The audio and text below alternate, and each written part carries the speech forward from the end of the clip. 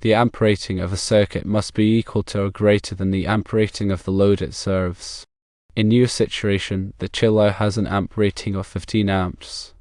Therefore, the circuit must be rated for at least 15 amps. The wire gauge being used, number 10, is rated for 30 amps. This indicates that the wire can safely handle up to 30 amps of current. The circuit breaker in use is rated for 20 amps, meaning it will trip if the current draw exceeds 20 amps.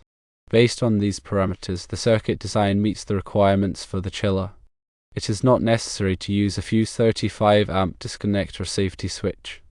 Understanding the relationship between load, wire, and overcurrent protection is crucial for safe and compliant electrical installations.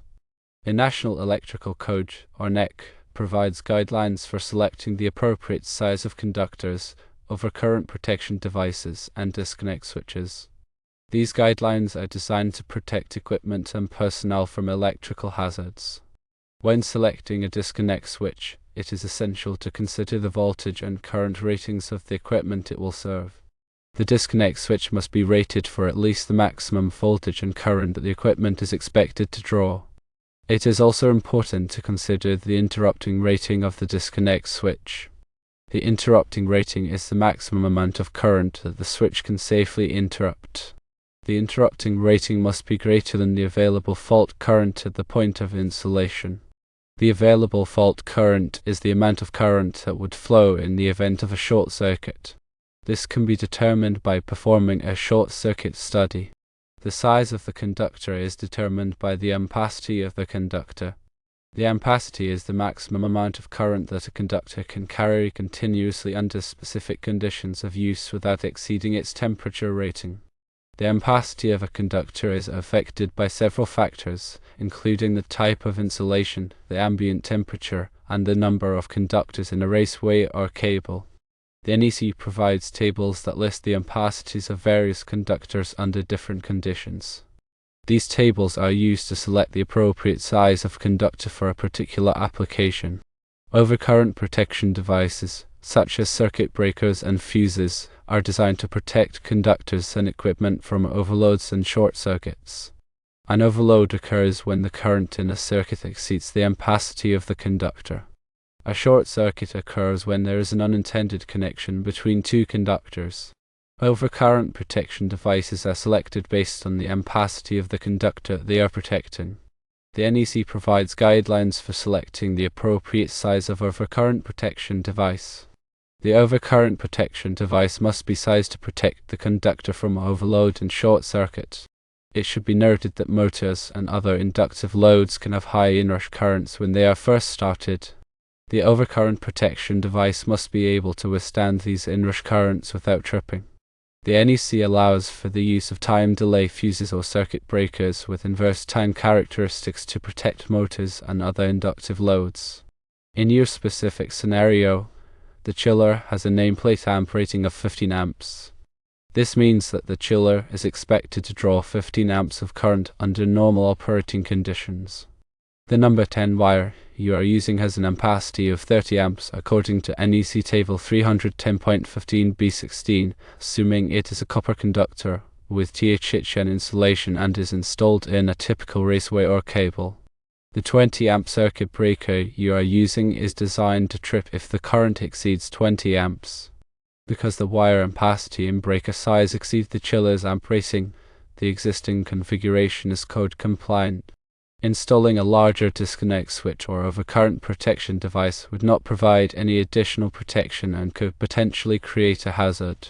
For example, if the chiller were to develop a fault that caused it to draw more than 20 amps but less than 35 amps, the 20 amp circuit breaker would trip, protecting the wiring from overheating. However, if a 35 amp fuse were used, it might not trip in time to prevent the wiring from overheating. The NEC provides specific requirements for disconnect switches for air conditioning and refrigeration equipment. These requirements are found in NEC Article 440. Article 440.12 states that the disconnecting means shall be horsepower rated and suitable for interrupting the locked rotor current of the compressor motor. The locked rotor current is the current that the motor draws when it is first started. This current can be several times the normal running current of the motor. Article 440.14 requires that the disconnecting means be readily accessible and located within sight from the air conditioning or refrigerating equipment. The disconnecting means must also be capable of being locked in the open position. In addition to the NEC requirements, local codes and regulations may also apply. It is important to check with the local electrical inspector to ensure that your installation meets all applicable requirements. In summary, when selecting a disconnect switch for a chiller, it is important to consider the voltage and current ratings of the equipment, the interrupting rating of the switch, and the applicable NEC and local code requirements. It is also important to ensure that the switch is readily accessible and can be locked in the open position. Remember to always consult with a qualified electrician to ensure that your electrical installation is safe and compliant with all applicable codes and regulations. This is especially important when working with electrical systems that involve high voltages and currents. Ignoring safety precautions can lead to serious injury or even death. Always de-energize circuits before working on them and use appropriate personal protective equipment, such as gloves and safety glasses. If you are not comfortable working with electricity, it is best to hire a qualified electrician to do the work for you. Electrical work can be dangerous, and it is important to take all necessary precautions to protect yourself and others. By following these guidelines, you can ensure that your electrical installation is safe and reliable. The principles discussed here apply not only to chillers but also to a wide range of other electrical equipment. Understanding the basics of electrical wiring and safety is essential for anyone who works with electricity. Whether you are a homeowner, a contractor, or an electrician, it is important to have a solid understanding of electrical principles and safe work practices. The NEC is a valuable resource for anyone who works with electricity. It provides detailed guidelines for safe and compliant electrical installations.